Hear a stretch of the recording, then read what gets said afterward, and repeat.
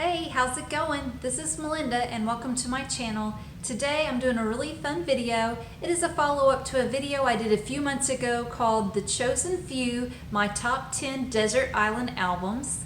I will leave a link below so you can check out the first video that I did. And what I've done now, and I just went back into my collection and I have selected another 10 records that I would want to have on that desert island. And I'm going to do a quick recap so you know which 10 I've already chosen. And so The Who's Next, Blue Oyster Cult's Agent of Fortune, Pink Floyd's Wish You Were Here, Kiss Destroyer, Harry Styles' debut album Harry Styles, The Beatles' Abbey Road, David Bowie, The Rise and Fall of Ziggy Stardust and the Spiders from Mars, Paul McCartney's Band on the Run, Van Halen Women and Children First, and the Zombies Odyssey and Oracle. They were all my very top 10 choices.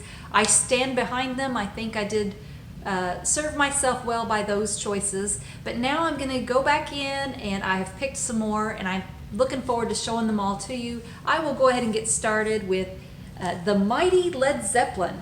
And this is Led Zeppelin 2. This is my favorite album by Led Zeppelin. I think it's absolutely killer. It just comes out with a whole lot of love. It just smacks you in the face right from the very beginning. And I really love it, as well as the song The Lemon Song and Thank You, Heartbreaker. There's some really great songs on here. The Ramble On, Living Loving Maid.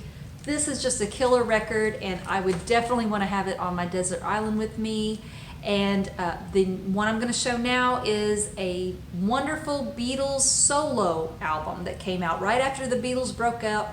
It is a masterpiece and I think you will agree. It is George Harrison's All Things Must Pass. This is such an incredible record.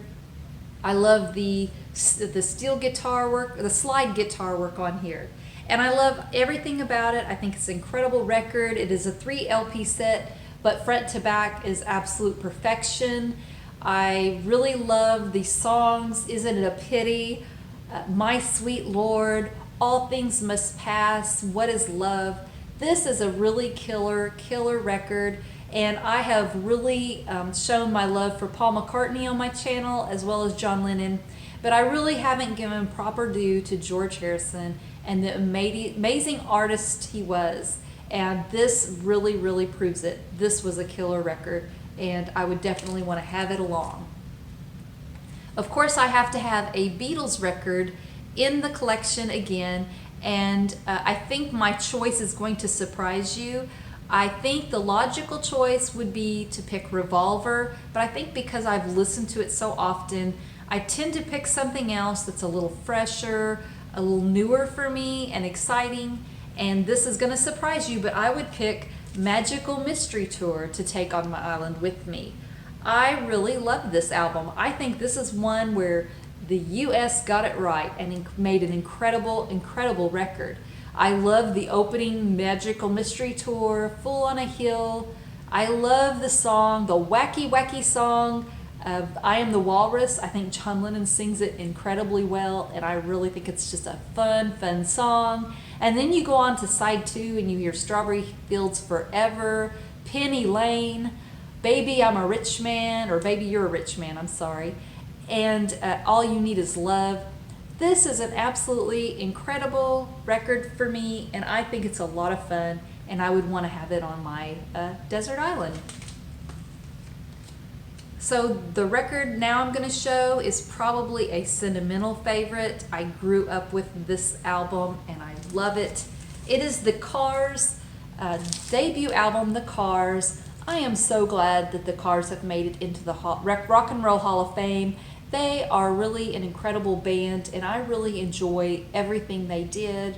I think the album Heartbeat City gave this one a good run for its money because I think it's a really incredible record too. But in the end, I have to go with their debut album. My Best Friend's Girl, Just What I Needed, Moving in Stereo is absolutely phenomenal. And this record, I listen to it a lot and really enjoy it. So I definitely have to choose the Cars debut album, The Cars.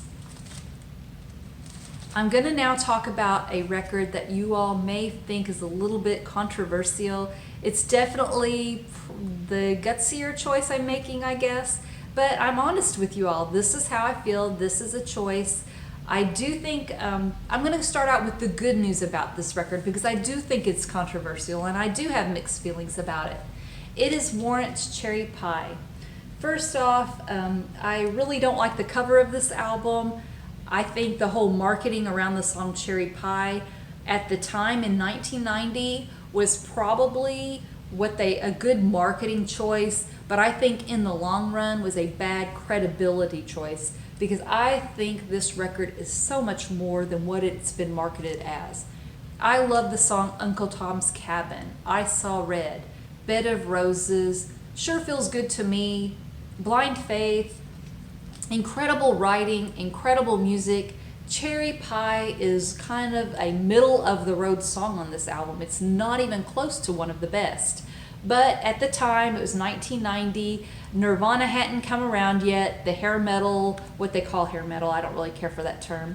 But anyway, it was in full force still, so they marketed it with the Cherry Pie theme. But I think this record is so much more. The credibility of it is so much more. They also did something on here I'm not real crazy about called Ode to Tipper Gore. It is just something they should have left off here. Tipper Gore was responsible for why now we see records that have the parental advisory for explicit content on it. And I think they were really mad, as a lot of bands were, and this was kind of a slap in the face to her, which I really don't care for. And I think this album definitely stands up. It didn't need that on it. So anyway, I think the music of this is really incredible. I really enjoy this record and I think it's really great. So in the end, I definitely would take this along with me for my desert island. Cherry Pie by Warrant. This album is an incredible album and it's maybe surprised you all that I'm going to choose this one, because I do talk about the album Dynasty a lot. It's a sentimental favorite for me. But I think because lately I've been getting into Creatures of the Night more, I would choose this one. And I think it's just a heavy, great rock and roll album. And by the way, I'm showing a little bit of a different cover. This was the 1985 reissue. They just went ahead and redid it. At the time, Bruce Kulick was in the band, so they went ahead and put him on the cover for this one. And it's a little harder to find, kind of cool to have this reissue. But this is an incredible record. Their careers were on the ropes at the time they made this. They had done The Elder and Unmasked. Unmasked was a little too poppy. The Elder was a little too out there, so they were trying to get back their fan base. And Creatures of the Night is a killer song. Keep Me Comin' is incredible. Danger, I Love It Loud. The song I Still Love You by Paul Stanley is an incredible vocal performance by him, and I don't think he gets enough credit for his vocals. He was truly one of the best. And one of my very favorite songs by Kiss, easily in my top 5, War Machine. Such an incredible song. And so this is really an incredible record. I would be very proud to take this along with me. I have to mention this next band. It would not be a Melinda Murphy video if I didn't.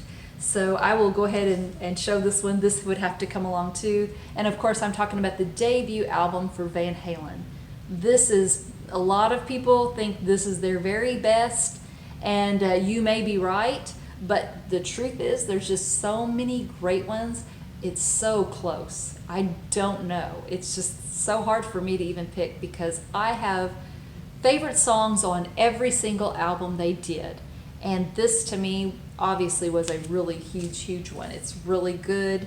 Obviously you've got the songs You Really Got Me, Jamie's Crying, Running with the Devil is so killer, Ain't Talking About Love, Feel Your Love Tonight. But I really love the deep tracks on this song as well. On Fire is incredible. I'm the One, Little Dreamer, Atomic Punk.